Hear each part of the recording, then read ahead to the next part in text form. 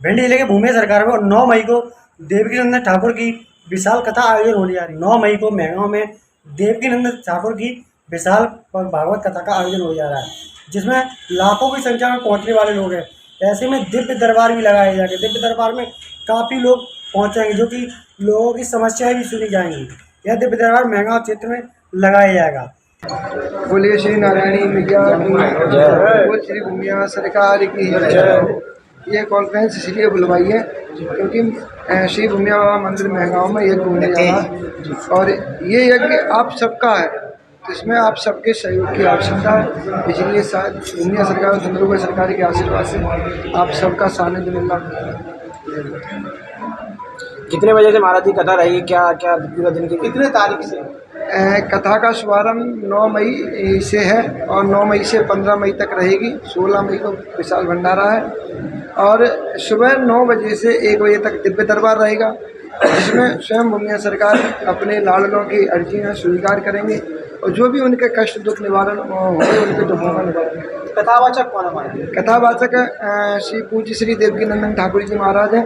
उनके मुखारविंद से 9 मई से कथा प्रारंभ है। महाराज जी कथा में दिव्य दरबार लगने वाला है? जी बिल्कुल, कथा में दिव्य दरबार लगेगा और सुबह 9 बजे से 1 बजे तक रहेगा। महाराज जी कलश यात्रा कब है? उसी दिन 9 मई से कलश यात्रा है। सुबह के कितने बागेश्वर महाराज जो दिव्य दरबार में कथा में बीच में उठा देते हैं, तो क्या आप उसी तरह पे आप उठाएंगे? अब पता नहीं भूमिया सरकार की क्या प्रेरणा होती है। भूमिया सरकार जैसी भी प्रेरणा देंगे आप सबके सामने आ जाएगी। वो किस तरीके से उठाएंगे वो भी आप दिव्य दरबार में क्या एक विशेषता रहेगी?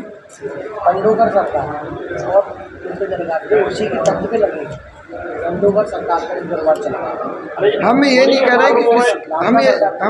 रहे हैं कि किसका दरबार किस तरीके से लग रहा है, और जो भी अपना अपना दरबार चला रहे हैं वो अपने अपने तरीके से चला रहे हैं, सही रूप से चला रहे हैं। हमें उनसे कोई आपत्ति नहीं है। क्या विशेषता रहेगी दिव्य दरबार? उनकी तर्ज भी रहेगी? नहीं, उनके तर्ज पर हम इसलिए नहीं कहेंगे क्योंकि वो पर्चे पे लिखते हैं, हम मुँह से बोलेंगे।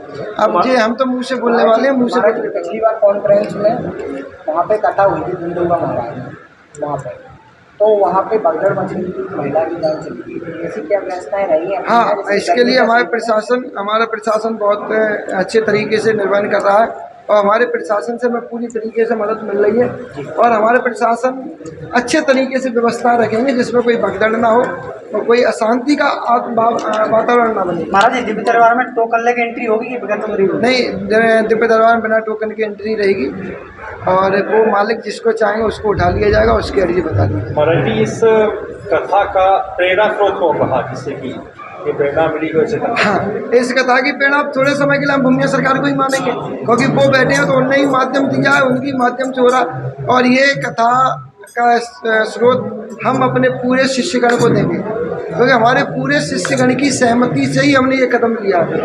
सबने मिलजुल के उनने सहमति दी हमें कि महाराज जी कथा करवानी है किसी के मुंह से, तो हमने अपने शिष्यों से बातचीत की तो उनकी इच्छा थी कि पूज्य देवकीनंदन ठाकुर जी को लेके आओ, तो उसी के आधार पर और शायद भूमिया बाबा की प्रेरणा हो, इस वजह से वही उनने दिमाग में विचार दिए हो। कथा कितने बजे से कितने बजे तक चलेगी? भाई कथा 3 बजे से शाम को 6 बजे तक रहेगी और उससे पहले 9 बजे से 1 बजे तक दिव्य दरबार रहेगी। देवकीनंदन ठाकुर अंतर्राष्ट्रीय भगवताचार्य है तो काफी मात्रा में भीड़ एकत्रित होगी। जी भाई, यहाँ व्यवस्था काफ़ी तादाद में रखी है और प्रशासन की तरफ से 5 लाख तक की तो व्यवस्था पूर्ण करके रखी है।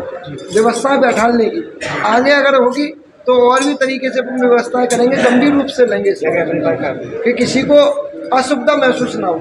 महाराज जी ये दरबार आप कितने टाइम पर लगा रहे हैं? ये दरबार हमारे पिताजी के समय से लगता आ रहा है और हम भी लगा रहे हैं काफ़ी समय। 7 दिनों में कितने टाइम पर लगेगा? 7 दिनों बताया तो तभी मैंने 9 बजे से 1 बजे तक लगेगा सुबह।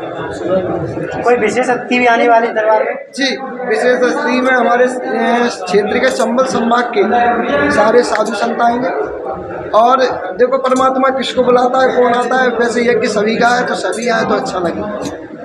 कोई बड़े महाराज जी आने वाले शंकराचार्य बड़े? हाँ, निमंत्रण तो पहुंचाया है, अगर उनके पास समय होगा उन्होंने ये बोला कि समय मिलेगा तो जरूर। अब देखते हैं कि कौन कौन आते हैं, कौन कौन की इच्छा है भूमिया सरकार को बुलाने की। रामलीला का टाइम कितने बजे? सुबह शाम को 8 बजे से।